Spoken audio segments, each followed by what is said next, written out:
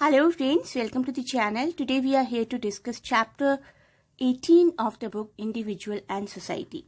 You may join our channel to see the discussion of all important topics of this book from exam point of view. This is chapter 18 Harlem, which explores the lives and consciousness of the black community, and this is written by Langston Hughes.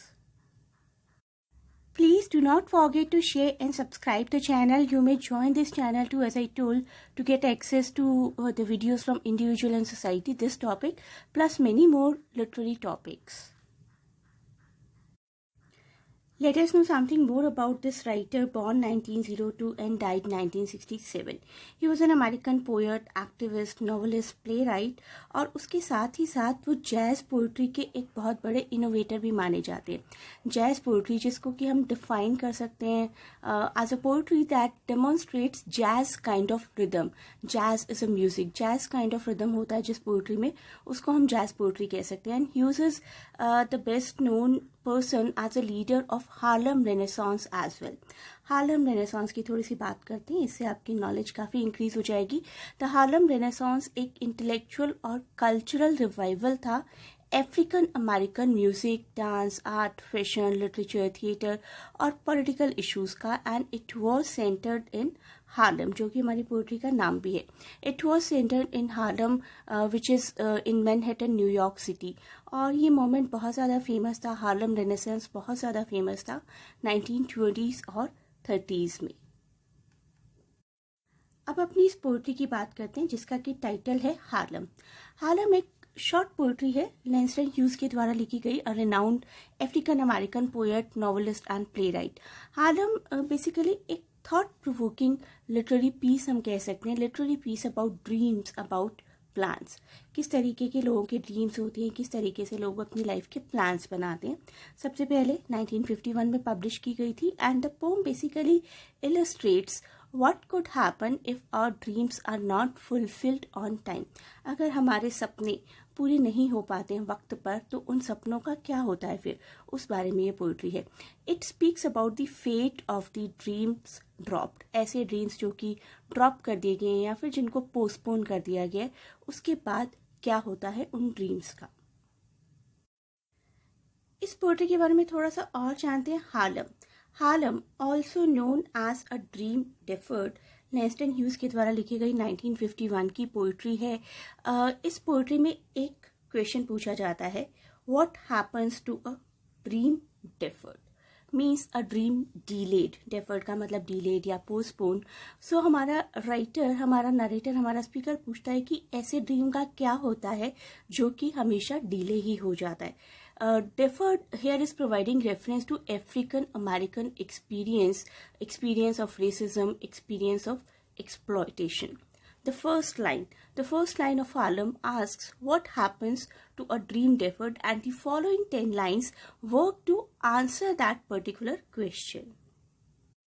So basically हमारा narrator इस line को लोगों के दिमाग में feed करने की कोशिश करता है, what happens to a dream deferred. अब देखते हैं कि क्या ऐसा बैकड्रॉप रहा, क्या ऐसा एनवायरनमेंट, क्या ऐसे रीजंस रहे जिसकी वजह से इस पोइट्री को लिखा गया। एज आई टोल्ड यू 1951 में लिखी गई थी, and it was written in the aftermath of 1935 and 1943 riots. इन 2 ईयर्स में बहुत ही बुरी तरीके से रॉयट्स, दंगे फसाद हुए थे, and these riots were triggered by, you can say, segregation और high level of unemployment and brutal policies against the black community। Black लोगों के लिए वाइट लोगों का नज़रिया किस तरीके का था, उसको समझने के लिए अगर आप प्रीवियस वीडियो भी देखें, चैप्टर 17 टेलीफोन कॉन्वर्सेशन, वोले सोयंका का लिखा हुआ, तो आप लोग बहुत अच्छे से समझ पाएंगे कि ब्लैक कम्युनिटी किस तरीके से ऑप्रेस्ड हुआ करती थी उन दिनों में, किस तरीके से उनको एक ऐसी एंटिटी समझा जाता था जिसका कलर सिर्फ ब्लैक है और they are not like human beings. उनको ऑब्जेक्ट की तरह ट्रीट किया जाता था by so called subjective white people. अब थोड़ा सा अंडरस्टैंड करते हैं अपनी इस पोइट्री के टाइटल को। हमारी पोइट्री का टाइटल क्या है? हार्लम। The title Harlem places the poem in historically black and immigrant neighborhood in the New York City. While the dreams could be any dream that those in Harlem have had, a dream of a better life, for better opportunity, for equality, and most broadly for access of American dream itself. जिस तरीके की life एक normal American, एक white American जी रहे, उसी तरीके की life जीने का राइट एक ब्लैक पर्सन को भी है. लेकिन इस ड्रीम को कंटिन्यूसली पोस्टपोन किया जाता रहा. लोगों में शायद रेवोल्यूशन करने की ताकत नहीं थी, पावर नहीं थी. The pome makes it clear, however, that a dream deferred, a dream delayed by injustice does not simply disappear. एक ड्रीम है जिसको लोगों के व्यू पॉइंट की वजह से, नज़रिए की वजह से, ब्रूटल पॉलिसीज़ की वजह से कंटिन्यूसली पोस्टपोन किया जाता रहा है, लेकिन ऐसा ड्रीम कभी भी डिसअपियर नहीं हो सकता. If somebody is being mistreated, तो उस मिसट्रीटमेंट का एक ना एक दिन कॉन्सिक्वेंस ज़रूर आएगा. वो पर्सन कभी ना कभी रेवोल्यूशन के लिए ज़रूर खड़ा होगा. Instead that dream must be accounted for sooner और लेटर. कभी ना कभी, आज या कल, उस ड्रीम के बारे में लोग फिर से सोचेंगे. अब इस पोएट्री के कुछ लाइन्स को देखते हैं. What happens to a dream deferred? The first line of the poem poses a large open question: what happens to a dream deferred, dream postponed? And the first possible answer to his own question, to the writer's own question, is does it dry up like a raisin in the sun? Raisin किशमिश को बोला जाता है. The simile, तो यहाँ पर हम कह सकते हैं एक तरीके की simile है. The simile likens the original dream to a grape which is round, juicy, green and fresh. Since the dream has been neglected for too long, it has probably dried up and it has turned into a raisin, into a किशमिश. तो यहाँ पर हम कह रहे हैं कि वो ड्रीम धूप में रखा रखा अंगूर से किशमिश बन गया, लेकिन पूरा नहीं हुआ. इसके बाद भी हमारा राइटर एक क्वेश्चन पोज करता है, और डज इट फेस्टर लाइक अ सोर एंड देन रन? फेस्टर का मतलब यहाँ पर होगा इरिटेट, एनॉय और समथिंग दैट गिव्स ट्रबल. सो सोर से हमारा मतलब है किसी तरीके का कोई जख्म बॉडी में, किसी तरीके की कोई कंप्लेन, कोई wound. So it conveys a sense of infection and pain, this word so. Comparing the dream to a sore on the body, the poet suggests that unfulfilled dreams, अधूरे सपने, become part of us like a long-lasting injury. हमारी body में कोई injury हुई है और अगर हम उसकी तरफ ध्यान नहीं दे रहे, उसको ठीक नहीं करना चाह रहे, it will last long. इसके बाद क्वेश्चन पूछा जाता है, does it stink like a rotten meat? क्या ये एक सड़े हुए मांस की तरह बदबू देना शुरू कर देगा, दुर्गंध देना शुरू कर देगा? And this line basically stink the rotten meat intensify करता है हमारे डिस्गस्ट को. A dream deferred may also stink with the smell of a rotten meat. Hughes here suggests that dreams deferred will pester one continually. किसी को continuously परेशान करता रहेगा, bother करता रहेगा, सड़े हुए मांस की तरह या फिर किसी बॉडी के वुंड की तरह, जो कि हमने प्रीवियस लाइन में पढ़ा था. इसके बाद हमारे राइटर एक कंक्लूजन की तरफ बढ़ते हैं. अगर सपने पूरे ना किए जाएं तो क्या क्या हो सकता है.